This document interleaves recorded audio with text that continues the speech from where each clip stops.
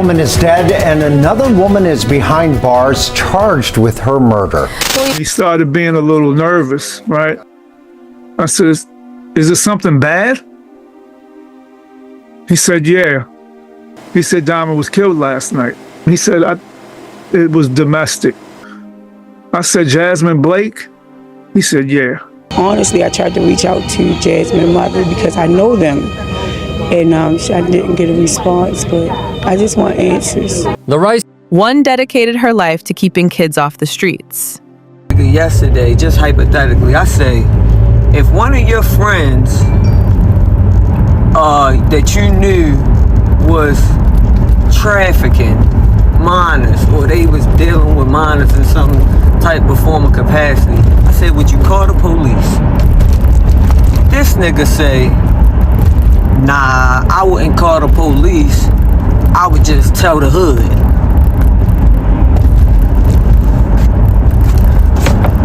Nigga, what? You gonna tell the hood? What the hood gonna do? What? Y'all bitch ass niggas don't do shit to each other now. What the hood gonna do? What? The other dedicated hers to keeping people alive in surgery. 2 women, 2 missions, 1 relationship, and 1 night that ended both of their futures, permanently. This is the story of Diamond Rice and Jasmine Blake.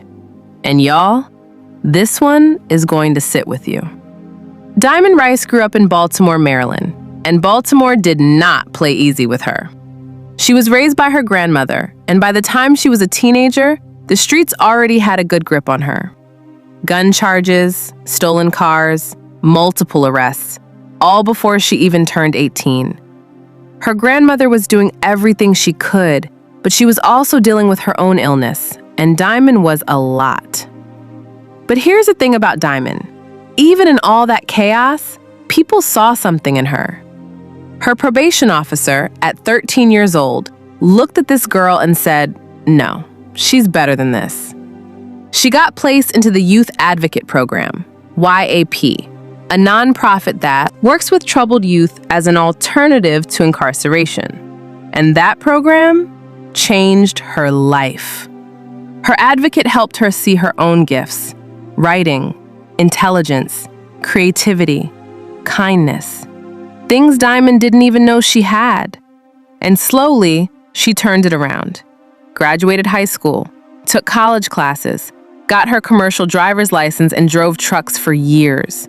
Worked at Johns Hopkins in Baltimore. She was building something real. When she moved to Cincinnati in May of 2024, she didn't just show up for herself. She showed up for the kids. She joined YAP Ohio as assistant director, serving the same community program that once saved her life. The Cincinnati neighborhood she worked in reminded her of Baltimore. Same struggles, same lost kids, same crossroads. And she poured into every single one of them. On top of that, she was pursuing her bachelor's degree in social work and had dreams of becoming an author. Her mom called her the heart of the family. Her coworkers called her a powerful force. Her friends said she was everybody's sunshine on a cloudy day. People who met her just gravitated to her. She had this magnetic spirit that made you feel seen. They called her Nose, and Nose was that girl. Now Jasmine Blake, same Baltimore area, but her story started on a very different road. She graduated high school and earned a cheerleading scholarship to Purdue University. Started out majoring in engineering, but she was the only Black girl in that cheerleading squad, and she felt every bit of that. The treatment got bad enough that she quit the team and eventually left engineering altogether. She took a class to explore her options, did some career shadowing, and that's where something clicked. Nursing, specifically nurse anesthesia. Becoming a CRNA, a certified registered nurse anesthetist. That path is not for the faint of heart, y'all. We're talking a bachelor's degree in nursing, critical care experience, plus 3 to 4 years of doctoral level training. Jasmine bounced through schools. Morgan State lost its accreditation, a quick stop somewhere else, then Notre Dame of Maryland University, where she got her CNA and started working in cardiac surgery ICU. She graduated in 2018 as a proud member of Alpha Kappa Alpha Sorority Incorporated. Post-graduation, she put in 2 years in cardiac ICU, and for the last stretch of that, she led the biocontainment unit during COVID. Did some travel nursing after that, but her eyes were always on that CRNA title. Fear held her back for a minute, but after attending a diversity event for CRNAs, she said, "Enough." And she went for it. She aced her exams, applied to schools, and got accepted into the Doctor of Nursing practice program at the University of Cincinnati. When she surprised her family with the news at a dinner, her mother took to social media and wrote, "My daughter hosted a family dinner for 24, and we assumed we were just getting together." However, she announced that she will be Dr. Blake. She was accepted to the University of Cincinnati Nurse Anesthesia Doctor of Nursing program. My heart is beyond full. What she sets out to do, she gets done. And that's on period. Call me Dr. Mama Blake. Like, period. That woman was on her way. She started classes online in January of 2024, documented her whole journey on TikTok, the stress, the terror, the laughter through the overwhelm, all to encourage other Black women walking the same path. Now, Jasmine and Diamond. They were already together before Cincinnati, already living as a couple in Baltimore. When Jasmine got into grad school in Cincinnati, she asked Diamond to come with her. The program was 3 to 4 years. That's a serious commitment. And Diamond said yes. By May of 2024, both of them had made the move and settled in. And from the outside, they look good together. Traveling, laughing, posting. Diamond was solid for Jasmine, cooking breakfast every single morning, filling up her gas tank, handling the groceries, keeping the house in order so Jasmine could focus on school. She would even walk into the nail salon with birthday balloons on a completely random day, not even Jasmine's birthday, just because she wanted to see her smile. Jasmine laughed and said, "It's not my birthday, you so annoying."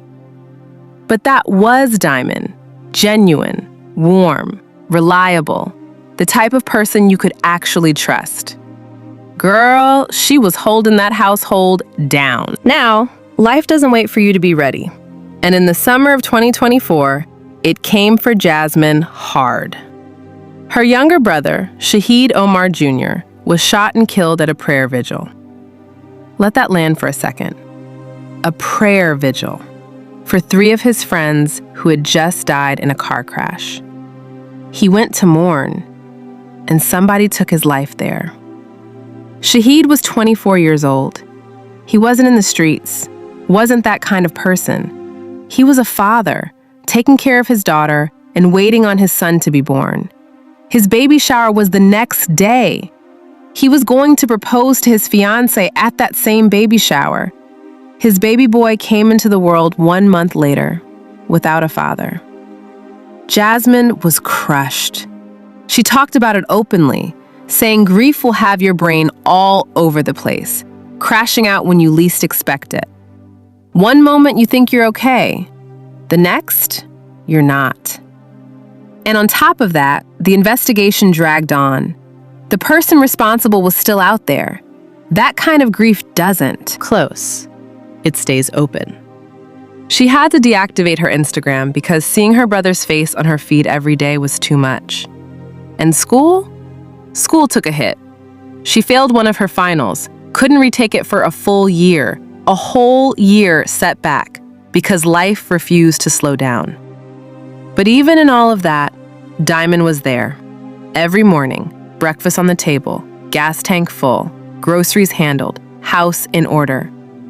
Diamond carried the weight of the home so Jasmine could carry the weight of grief and school at the same time. Moving on. By the time the second semester rolled around, Jasmine was back on track with school. But something in the relationship was starting to show its cracks publicly. She was venting on TikTok, not naming Diamond directly, but talking about being in an argument, getting provoked, reacting, and then somehow ending up the one who had to apologize. She said, "They do some stuff, get you to react, then make your reaction the issue. So now they ain't got to be accountable." And now I feel bad. Now I'm out here feeling bad and sorry for you and about to bring you food to work. Like, how did I get here when I'm mad about something already? Oh, so now. Here's the thing. Jasmine told that story like she was the one being wronged, like she was the one being provoked. And maybe in her mind that was real. But the people who knew Diamond, they told a very different story. An ex of Diamond's came forward and said, straight up, Diamond was not an abusive person. I'm the one who put in the work, meaning she hit Diamond, and Diamond never hit back, not once. Another person said they knew Diamond personally, and that Jasmine had pulled a gun during arguments before. Not just this night, before, more than once. And Diamond's own cousin said she was actively trying to leave, called Jasmine abusive, controlling, and jealous of Diamond's life. Period. So while Jasmine was posting about being provoked, people close to Diamond were watching her plan her exit out of that relationship and out of Cincinnati altogether. She was going back to Baltimore. Things had reached a point of no return. Accusations had been made against Jasmine, serious ones, and Diamond was done. Diamond turned 33 on January 7th. Quiet birthday, asleep by 10 p.m. She said herself, that birthday gave every bit of 33. Burnt out, saving her money, minding her business. Over Christmas, the two had traveled together, posted videos, looked happy, stamps on the passport. But what you show online and what's happening in that house are two completely different things. Less than a month after that birthday, Diamond was gone. On February 1st, 2026, her coworker at Yap was on the phone with her at 9:49 p.m. They were talking about their kids.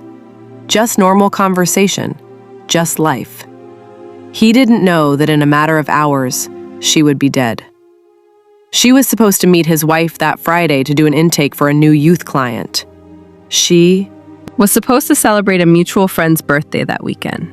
She had plans. She had purpose. And Diamond's father, he had spoken to her that same Sunday, the day she died. She had told him about an argument she was having with Jasmine. He gave her the kind of advice a father gives when he doesn't know what he's really saying goodbye to. He told her, We talked for a little while. I said, you don't know what's going to happen tomorrow, Diamond, so whatever it is, just fix it. He thought he was calming her down. He didn't know those words would be some of the last she'd ever hear from him. Let me tell you something. That right there, that is the part of this story that will stay with you long after this video ends. February 1st, 2026. Bay Street, Cincinnati, Ohio. Late night. A 911 call comes in. A woman on the line, allegedly Jasmine Blake, telling dispatchers that Diamond was going to unalive her. Police move. They get to the scene, and Jasmine is nowhere. Gone. But Diamond is there. Shot. And she is fighting for her life on that pavement. First responders got to her as fast as they could. They worked on her. But Diamond Rice took her last breath right there on that street. She never made it off the scene. Now, here is what people who were there say happened. Witnesses, neighbors, people who saw it. They say Diamond was running away, and the bullets kept coming. 7 of them, 7 shots, into a woman who was trying to get away. That is not a fight. That is a chase. Make it make sense. Within hours, around 2 a.m., Cincinnati police found Jasmine Blake and took her into custody, charged with murder. The next morning, February 2nd, she was in court, alongside her attorney, and the defense came out swinging with self-defense. Jasmine's lawyer pointed to marks on her face as evidence of an altercation, but prosecutors pushed back hard. They said police found no indication that Diamond was armed in any way that would have required the use of lethal force. No weapon on Diamond, no significant injuries on Jasmine that said a gun was necessary. And if the witnesses are telling the truth, If Diamond was shot 7 times while running, then self-defense becomes a very hard story to sell. The judge agreed that this was serious. Bond was set at $750,000. Inside that courtroom, it was brief but heavy. The defense said self-defense. The prosecution said there was no justification. 7 bullets, a woman running, no weapon found on the victim. The case is ongoing, but the court of public opinion had already made up its mind. Back in Baltimore, the city that raised Diamond was not going to be quiet about losing her. Despite the cold, dozens of family, friends, and community members gathered outside New Shiloh Apostolic Temple on Harford Road, her grandfather's church, for a vigil that brought people to their knees. Her mother, Wanda Summons, stood there and called her the heart of the family. I always could talk to her. Very strong, very beautiful, resilient. Her father, Scotty B., the same man who told her to just fix it the day she died, stood there with a broken heart and said, So she started working part-time for Yap in Baltimore. And then it became full-time. Scott says, Honestly, I tried to reach out to Jasmine's mother because I know them. And I didn't get a response, but I just want answers from Jasmine on why did she do this to my daughter. Anyways, Yap Ohio released a statement about Diamond that said everything her title never could. They called her a powerful force, said her optimism was her superpower, that she was proud to share her personal story at fundraising events, telling the world that she was once just like the kids she was now saving. A coworker wrote something that hit different. He said Diamond and him had just finished talking about their kids at 9:49 p.m. that very night. She was supposed to meet his wife that Friday for a new client intake, supposed to celebrate a friend's birthday that weekend. Diamond was not only an assistant director at Yap, she was our friend and family. Girl, she had a full life, full plans, full purpose, and it was all taken in a single night. Here is what this story really is. 2 women who both chose to dedicate their lives to others. One healing bodies, one healing futures. And somehow, between the grief, the pressure, the stress, and whatever was happening behind that front door, it all collapsed into something that neither of them can come back from. Diamond Rice is gone, and the kids she was serving, the ones who reminded her of her own younger self, lost someone who understood them in a way most people never could. Jasmine Blake, a woman who was months away from becoming Dr. Blake, now faces a murder charge that could erase everything she worked for. Both families are shattered. Both sides of Baltimore are grieving. And the only thing left to do is let the truth come out in that courtroom and hope that justice finds its way to Diamond. Her father said it best, and he said it before he even knew what was coming. You don't know what's going to happen tomorrow. Diamond didn't, and that is the part of this story that should make all of us hold our people a little tighter tonight. Rest in power, Diamond Rice. Your story, the full story, deserved to be told.